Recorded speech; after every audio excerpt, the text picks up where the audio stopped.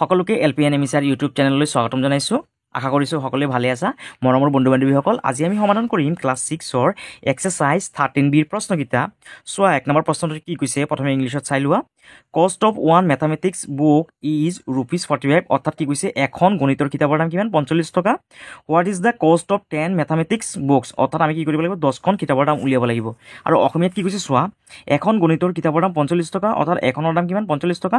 তেনেকুৱা 10খনৰ দাম কিমান? আমাক কি কৰিব লাগিব? 10খন কিতাপৰ দাম উলিয়াব লাগিব। যেতিয়া চোৱা এখন কিতাপৰ দাম 45 টকা আৰু 10খনৰ দামটো আমাৰ কি হ'ব? বেছি হ'বগৈ। এখনৰ দাম যদি 45 টকা হয়, 10খনৰ দাম কি হ'বগৈ? বেছি হ'ব কিতাপৰ দাম। যেতিয়াই বেছি হয় তেতিয়া আমি কি কৰিব লাগিব? পূৰণ কৰিব লাগিব। অৰ্থাৎ চোৱা কেনেকৈ কৰিবা। নাম্বাৰ 1ৰ চলিউশ্যন প্ৰথমে ইংলিছত চাই লোৱা কেনেকৈ কৰিম আমি। প্ৰথমে কি কৰা, এই যে প্ৰশ্নটো আছে ইয়াত, cost of one mathematics book is ₹45, এইটো লিখি লোৱা প্ৰশ্নৰ পৰা চাই চাই। Cost of one mathematics mathematics book সমান কিমান টকা? ₹45, হয়নে? ₹45। তাৰপিছত কি কৈছে চোৱা, what is the cost of 10 mathematics. এতিয়া 10খন আমাৰ কিতাপৰ দাম উলিয়াব লাগিব। ইয়াত লিখিবা যে 10 নহয়, ইয়াত লিখিবা, ইয়াৰ পৰা লিখিবা the cost of, the COST cost of 10 mathematics METHEMETICS mathematics book সমান কিমান টকা হ'ব চোৱা। এই যে 45 আছে, 45 ইয়াত কি কৰা? 45টো লিখা। অৰ্থাৎ চোৱা, এখন কিতাপৰ দাম 45 টকা, 10খন কিতাপৰ দামটো কি হ'ব? যিহেতু বেছি হ'ব, বেছি হ'লে আমি কি কৰিব লাগিব? পূৰণ কৰিব লাগিব। এই 45ৰ লগত কি কৰা? যিহেতু 10খন কিতাপৰ দামটো উলিয়াব দিছে, 10টো কি কৰা? পূৰণ কৰা। এই 45ৰ লগত 10টো পূৰণ কৰিলে কিমান হ'বগৈ? 450 হ'বগৈ। অৰ্থাৎ কিমান হ'বগৈ? ₹450। কিমান হ'বগৈ? 450। এইটো হ'ল আমাৰ 1 নম্বৰটোৰ আনচাৰ। আৰু চোৱা অসমীয়াত কেনেদৰে কৰিবা চোৱা। নাম্বাৰ 1ৰ চলিউশ্যন অসমীয়া প্ৰশ্নটো চাই লোৱা প্ৰথমে। কি লিখা আছে? এখন গণিতৰ কিতাপৰ দাম 45 টকা, এই কথাটো লিখি লোৱা ইয়াত। এখন গণিতৰ কিতাপৰ দাম কিমান টকা? 45 টকা। তাৰপিছত কি কৈছে চোৱা, তেনেকুৱা 10খন কিতাপৰ দাম, ইয়াত লিখা যে 10খন কিতাপৰ দাম সমান যিহেতু চোৱা এখন কিতাপৰ দাম 45 টকা, ইয়াত কি কৰা? 45 বুলি লিখা। আৰু যিহেতু 10খন কিতাপৰ দামটো উলিয়াওঁ, যিহেতু কি হ'বগৈ? 10খন কিতাপৰ দামটো ওলালে কি হ'বগৈ? বেছি হ'ব, হয়নে? এখন কিতাপৰ দাম 45 টকা আৰু 10খনৰ দাম কি হ'ব? যিহেতু বেছি হ'ব দামটো, সেইকাৰণে কি কৰিব লাগিব? আমি ইয়াত পূৰণ কৰিব লাগিব। এই 45ৰ লগত 10টো পূৰণ কৰিলে কিমান পাম আমি? 450, ইয়াত লিখি দিয়া টকা। এইটো হৈ গ'ল আমাৰ 1 নম্বৰটোৰ আনচাৰ। এতিয়া চোৱা 2 নম্বৰটো কি কৈছে। নাম্বাৰ 2, কষ্ট অফ 12 ষ্টৰী বুকছ ইজ ₹300, অৰ্থাৎ কৈছে 12খন কিতাপৰ দাম 300 টকা। What is the cost of 3 story book, অৰ্থাৎ আমি কি কৰিব লাগিব? 3খন কিতাপৰ দাম উলিয়াব লাগিব। আৰু অসমীয়াত কি কৈছে চোৱা, 12খন সাধু কিতাপৰ দাম 300 টকা হ'লে 3খন সাধু কিতাপৰ দাম কিমান? এতিয়া চোৱা কি দি আছে আমাৰ নাম্বাৰ 2ৰ চলিউশ্যন। প্ৰথমে কি কৰে, এই প্ৰশ্নৰ পৰা লিখি লোৱা যে কষ্ট অফ 12 ষ্টৰী বুক ইজ ₹300, এইটো লিখি লোৱা। কষ্ট of 12 story books, 12 story STORY story books, 12 story books equal কিমান? ₹300। অৰ্থাৎ কি কৈছে চোৱা, কৈছে 12খন সাধু কিতাপৰ দাম কিমান? 300 টকা। এতিয়া আমি কি কৰিম? ইয়াত এখন কিতাপৰ দাম প্ৰথমে উলিয়াই লোৱা। ইয়াত কি কৰা লিখা আছে? Cost of one story STORY story books সমান। এতিয়া চোৱা 12খনৰ দাম যদি 300 টকা হয়, এখন কিতাপৰ দামটো যদি আমি ওলাই কি হ'বগৈ? কম হ'বগৈ, হয়নে? 12খনৰ দাম যদি 300 টকা হয়, এখন কিতাপৰ দাম কিমান হ'বগৈ? কম হ'বগৈ। যেতিয়াই কম হয় তেতিয়া আমি কি কৰিব লাগিব? ইয়াক হৰণ কৰিব লাগিব। এই 300টো কি কৰা? ওপৰত লিখিবা। এই যে 12টো আছে, 12টো কি কৰা? তলত লিখা। এইটো এনেদৰে থাকক, এতিয়া কাটাকাটি কৰাৰ দৰকাৰ নাই। তাৰপিছত কি কৈছে চোৱা, প্ৰশ্নটোত কৈছে যে আমাক 3খন সাধু কিতাপৰ দাম উলিয়াব লাগিব। ইয়াত লিখা যে কষ্ট অফ কিমান? 3খন কিতাপৰ দাম উলিয়াব দিছে, ইয়াত 3 বুলি লিখা।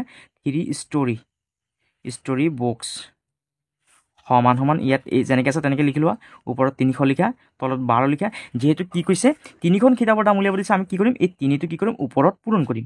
এতিয়া কাটাকাটি কৰি দিয়া। এই 3 12ত যাব, হয়নে? 3 দি আমি 12টো কাটিব পাৰি। 3 12ত কেইবাৰ যায়? 4বাৰ যায়।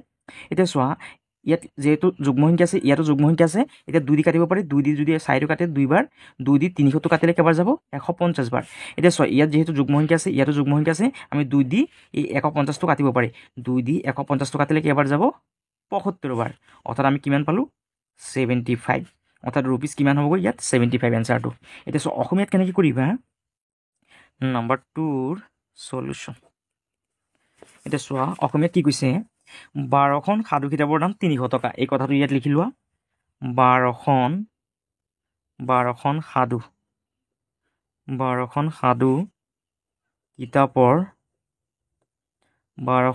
কিতাপৰ দাম কিমান টকা 300 টকা হয়নে? ইয়াত লিখি লোৱা 300 টকা। এতিয়া আমি কি কৰিম এখন সাধু কিতাপৰ দামটো উলিয়াই ল'ম। ইয়াত লিখি আছে এখন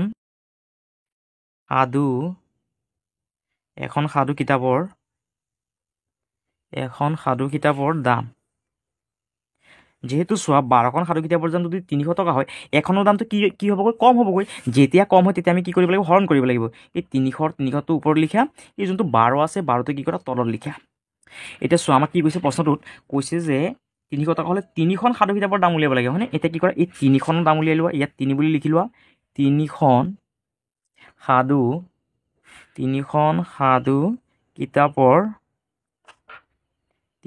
কিতাপৰ দাম সমান এইটো যেনেকৈ আছে তেনেকৈ লিখি লোৱা। ওপৰত 300 লিখা, তলত 12টো লিখা, আৰু যিহেতু 3খনৰ দামটো উলিয়াব দিছে এই 3টো কি কৰিবা ওপৰত লিখিবা। এতিয়া কাটাকাটি কৰা, এই 3 দি আমি 12টো কাটিব পাৰি। 3 12ত কেইবাৰ যাব 4বাৰ। যিহেতু যুগ্ম সংখ্যা আছে এই 4টো দি আমি কি কৰিব পাৰি এইটো কাটিব পাৰি, 300টো কাটিব পাৰি। চোৱাচোন 300ত 4টো কেইবাৰ যায় চোৱাচোন। এই 4 3ত নাযায়, এই দুটা লগ লাগিলে কিমান হ'ব 30। 4 30ত কেইবাৰ যাব 4 7 গুণ কিমান 28 হয় হয়নে? এতিয়া কি কৰে এই শূন্যটো তলত নমাই দিয়া। এই 0ৰ পৰা 8টো নাযায়, ইয়াত ধাৰ কৰিলে কিমান হ'ব 10, 10ৰ পৰা 8 গ'লে কিমান 2। ইয়াত আছে এতিয়া যিহেতু 3 আছিলে এটা যিহেতু গুচি গ'ল, ইয়াত আছে 2, 2ৰ পৰা 2 গ'লে 0, এইটো লিখাৰ দৰকাৰ নাই। এতিয়া ইয়াত কিমান পালোঁ 20। 4 20ত কেইবাৰ যাব 5 বাৰ, 4 5 গুণ কিমান 20, 20ৰ পৰা 20 গ'লে 0, অৰ্থাৎ চোৱা কিমান পালোঁ 75। অৰ্থাৎ ইয়াত কিমান পালোঁ আমি এইটো সমান 75 কি হ'বগৈ টকা। অৰ্থাৎ 3খন সাধু কিতাপৰ দাম কিমান টকা হ'বগৈ 75 টকা হ'ব। এইটো হ'ল আমাৰ 2 নম্বৰটোৰ আনচাৰ। ইয়াৰ পিছত 3 নম্বৰটো চোৱা কি কৈছে cost of a 1 dozen equal 12 numbers of egg is ₹60। What is the cost of 1.5 dozen of eggs. ইয়াত কি লিখি আছে চোৱা ডজন মানে কিমানটা 12টা। এই কথাটো মনত ৰাখিবা। আৰু অসমীয়াত কি কৈছে চোৱা 1 ডজন 12টা কণীৰ দাম 60 টকা। অৰ্থাৎ 12টা কণীৰ দাম কিমান দি আছে 60 টকা দি আছে হয়নে? 1.5 ডজন কণীৰ দাম কিমান হ'ব। এতিয়া চোৱা কেনেকৈ কৰিম নম্বৰ 3ৰ সলিউশ্যন। প্ৰথমে কি কৰা এই যে প্ৰশ্নটো আছে প্ৰশ্নৰ পৰা ইয়াত লিখি লোৱা চাই কষ্ট অফ কি লিখি আছে এই যে 1 ডজন লিখি আছে এই 1 ডজনৰ ঠাইত আমি কি লিখিম এই 12টো লিখিম। Cost of 12 numbers NUMBERS numbers 12 numbers of eggs EGGS eggs. অৰ্থাৎ চোৱা কি কৈছে কষ্ট অফ 12 নাম্বাৰছ অফ এগছ অৰ্থাৎ 12টা কণীৰ দাম কিমান টকা দি আছে চোৱা 60 টকা দি আছে। ইয়াত লিখি আছে ₹60। আৰু কি কৈছে চোৱা what is the cost of 1.5 dozen of egg. এতিয়া কি কৰা ইয়াত 12টা কণীৰ দাম দি আছে 60 টকা। প্ৰথমে কি কৰা এটা কণীৰ দামটো উলিয়াই লোৱা। ইয়াত লিখা আছে cost of 1 numbers NUMBERS numbers of eggs সমান 12টা কণীৰ দাম যদি 60 টকা হয় এটাৰ দাম কি হ'ব কম হ'বগৈ হয়নে? কম হ'লে আমি কি কৰিম হৰণ কৰিম। 60টো ওপৰত লিখা এই 12টো কি কৰা তলত লিখা।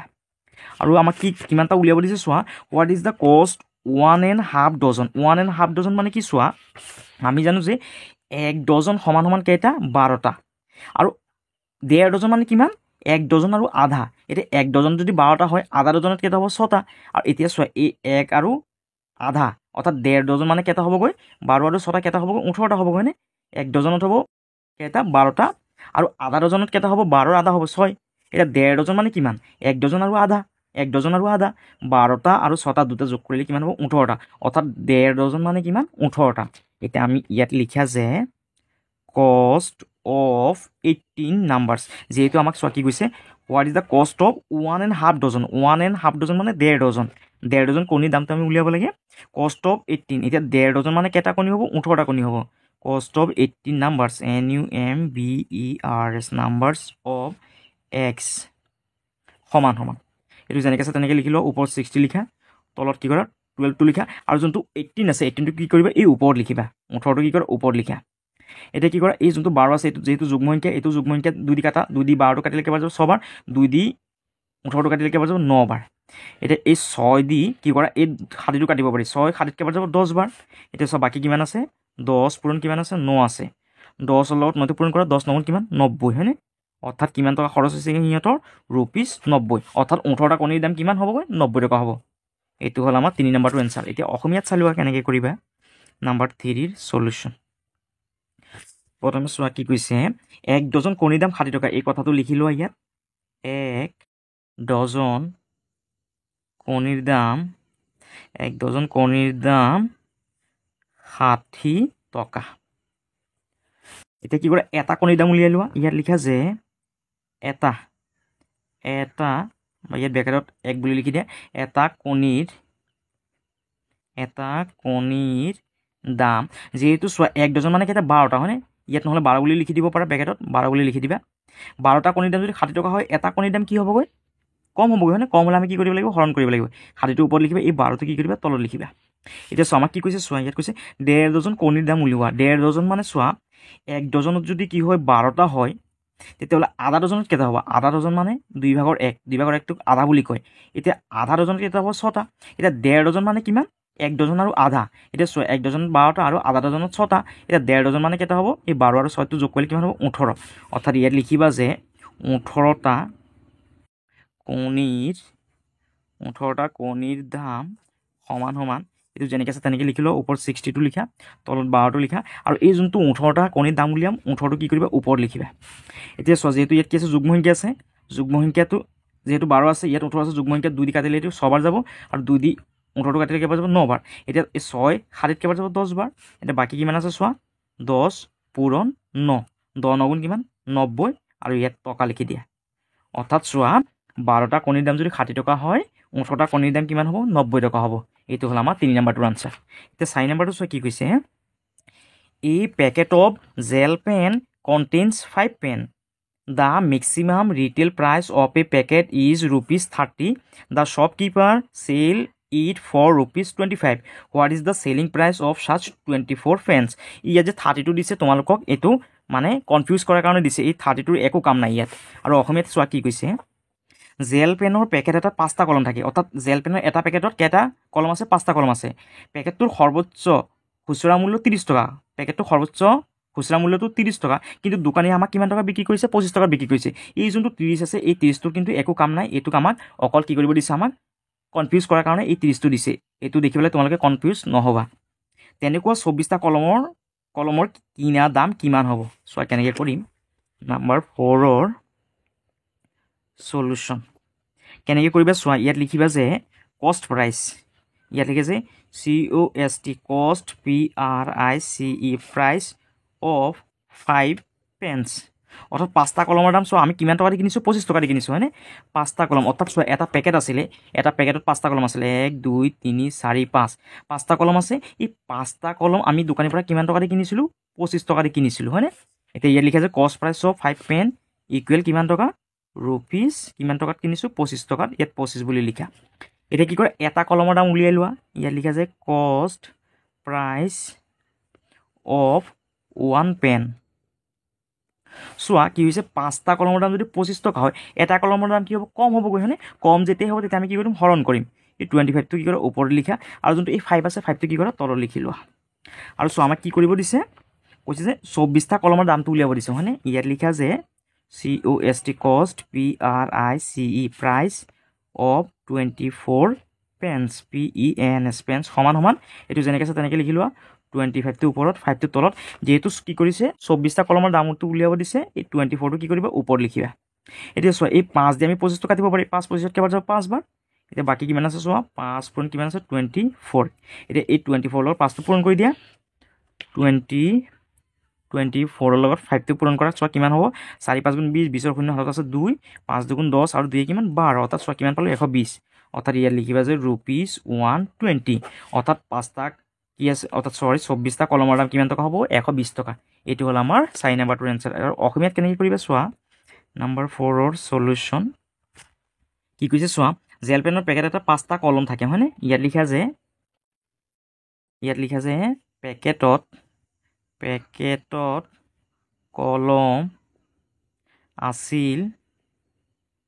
পেকেটত কলম আছিল কেইটা 5টা হয়নে ইয়াত লিখা 5টা তাৰপিছত কি কৈছে চোৱা পেকেটটোৰ সৰ্বোচ্চ খুচুৰা মূল্য 30 টকা দোকানীয়ে 25 টকাত দিয়ে আমাক দোকানীয়ে কিমান টকাত বিক্ৰী কৰিছে 25 টকাত হয়নে ইয়াত লিখা যে ইয়াত লিখিবা যে পাঁচটা কলমৰ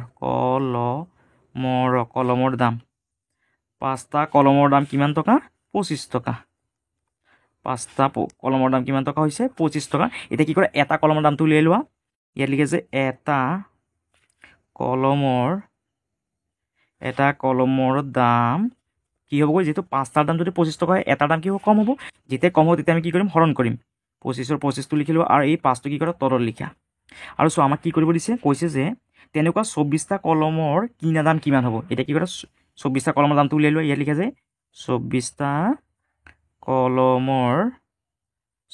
কলমৰ দাম সমান এইটো 25টো ওপৰত লিখা 5টো তলত লিখা ইয়াত পূৰণ চিন দিয়া যেহেতু 24টা কলমৰ দামটো উলিয়াব দিছে এই 24টো কি কৰা ওপৰত লিখি দিয়া এতিয়া এই 5 দিয়ে আমি 25টো কাটিব পাৰি 5 25ত কেইবাৰ যাব 5 বাৰ ইয়াত বাকী কিমান আছে এতিয়া চোৱা 5 পূৰণ 24 এই 24ৰ লগত যদি আমি 5টো পূৰণ কৰোঁ কিমান পাম 120 আৰু ইয়াত টকা লিখি দিয়া অৰ্থাৎ চোৱা 24টা কলমৰ দাম কিমান হ'বগৈ 120 টকা এইটো হ'ল আমাৰ 4 নম্বৰটোৰ আনচাৰ ইয়াৰ পিছত 5 নম্বৰটো চোৱা কি কৈছে 600 men can complete work in 40 days অৰ্থাৎ 600 মানুহে কি কৰিব এটা কাম 40 দিনত সমাপ্ত কৰে in how many days the work will be complete by 400 men অৰ্থাৎ কৈছে 400 জন মানুহে সেই একে কামটো কিমান দিনত শেষ কৰিব পাৰিব আৰু অসমীয়াত কি কৈছে চোৱা 600 জন মানুহে এটা কাম 40 দিনত কৰিব পাৰে 400 জন মানুহে সেই কামটো কিমান দিনত কৰিব পাৰিব চোৱা কেনেকৈ কৰিবা নাম্বাৰ 5ৰ সলিউশন প্ৰথমে ইংলিছত চাই লোৱা প্ৰথমে কি কৰে এই যে প্ৰশ্নটো আছে এই 600 men can complete work in 40 days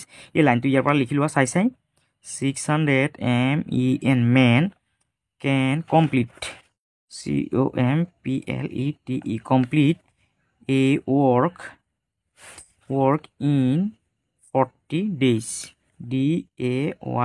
days অৰ্থাৎ কি কৈছে 600 জন মানুহে কি কৰে এটা কাম 40 দিনত শেষ কৰে এতিয়া কি কৰে এজন মানুহৰ কিমান দিন লাগিব সেইটো উলিয়াই লোৱা ইয়াত লিখে যে one man can complete complete a work in সমান চোৱা 600 জন মানুহৰ 40 দিন লাগে এজন মানুহে সেই একে কামটো কৰোঁতে কিমান দিন লাগিব বেছি দিন লাগিব নে কম দিন লাগিব যেহেতু 600 জনৰ 40 দিন লাগে এজনৰ কি লাগিব বেছি লাগিলে আমি কি কৰিব লাগিব পূৰণ কৰিব লাগিব এই 40 লগত কি কৰা এই 600টো কি কৰা পূৰণ কৰি দিয়া 600টোৰ লগত কি কৰা এই 40টো পূৰণ কৰা আৰু এতিয়া কি কৈছে চোৱা কৈছে in how many days the work will be complete by 400 men এতিয়া কি কৰা এই 400 জন মানুহ কিমান দিন লাগিব সেইটো উলিয়াই লোৱা ইয়াত লিখা আছে 400 men can complete a work in সমান এইটো যেনেকৈ আছে তেনেকৈ লিখি লোৱা 600টো কি কৰা 600 পূৰণ 40টো কি কৰা ওপৰত লিখা আৰু এই যোনটো কি আছে 400 আছে এই 400টো কি কৰা তলত লিখা এতিয়া কাটাতি কৰি দিয়া এই 0টোৰ লগত এই 0টো কাটি দিয়া আকৌ এই 0টোৰ লগত কি কৰা এই 0টো কাটি দিয়া আকৌ এই 4টোৰ লগত এই 4টো কাটি দিয়া অৰ্থাৎ চোৱা কিমান বাকী আছে 60 অৰ্থাৎ এই কি আছে অৰ্থাৎ 400 মানুহে কি কৰিব লাগিব এই একে কামটো কৰোঁতে কিমান দিন লাগিব 60 দিন লাগিব ইয়াত লিখা 60 days এইটো হৈ গ'ল আমাৰ 5 নম্বৰটোৰ আনচাৰ আৰু অসমীয়াত চোৱা কেনেকৈ কৰিবা নাম্বাৰ 5ৰ সলিউশন চ' অসমীয়াত প্ৰশ্নটো কি কৈছে 600 জন মানুহে এটা কাম 40 দিনত কৰিব পাৰিব এইটো কি কৰা এই প্ৰশ্নটো চাই ইয়াৰ পৰা লিখি লোৱা 600 অৰ্থাৎ 600 জন মানুহে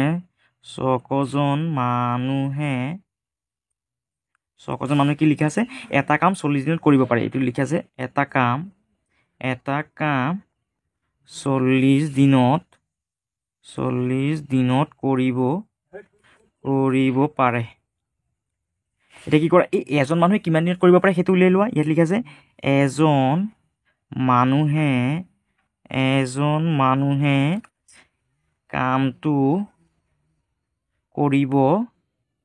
কামটো কৰিব কিমান দিনত কৰিব চোৱা 600 জন মানুহ যদি 40 দিন যদি এক কামটো কৰিবলৈ যদি শেষ কৰে অৰ্থাৎ 600 জন মানুহে কামটো কিমান দিনত শেষ কৰিব 40 দিনত কৰিব এজন মানুহে কিমান দিনত কৰিব বেছি দিন লাগিব হয়নে যেহেতু বেছি দিন লাগিব আমি কি কৰিব লাগিব এই 600 লগত 40টো কি কৰিব লাগিব পূৰণ কৰিব লাগিব 600ৰ লগত 40টো পূৰণ কৰা এতিয়া কি কৈছে চোৱা কৈছে 400 জন মানুহে সেই কামটো কিমান দিনত কৰিব পাৰিব ইয়াত কি কৰা লিখা আছে 400 জন মানুহে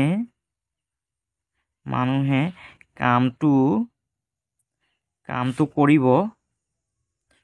কৰিব কিমান দিনত কৰিব চোৱা এই 600 পূৰণ 40টো ওপৰত লিখা আৰু যেহেতু 400 জন মানুহে কিমান দিনত কৰিব আমি সেইটো উলিয়াব লাগে এই 400টো কি কৰা তলত লিখা এতিয়া কাটাতি কৰি দিয়া এই 0 লগত 0টো কাটি দিয়া এই 0 লগত এই 0টো কাটি দিয়া এই 4 লগত 4টো কাটি দিয়া এতিয়া বাকী কিমান আছে চোৱা 60 ইয়াত লিখে 60 আৰু লগত লিখি দিয়া দিন। অৰ্থাৎ 600জন মানুহে যদি এটা কাম 40 দিনত শেষ কৰিব পাৰে, সেই একে কামটো 400জন মানুহে কিমান দিনত শেষ কৰিব? 60 দিনত শেষ কৰিব। এইটো হ'ল আমাৰ 5 নম্বৰটোৰ আনচাৰ। আৰু যদি তোমালোকৰ যদি ভিডিঅ'টো যদি ভাল লাগিছে, তোমালোকে অনুগ্ৰহ কৰি চেনেলটো ছাবস্ক্ৰাইব কৰি দিবা, ভিডিঅ'টো শ্বেয়াৰ কৰিবা আৰু কমেণ্ট কৰিবলৈ নাপাহৰিবা। সকলোকে ধন্যবাদ।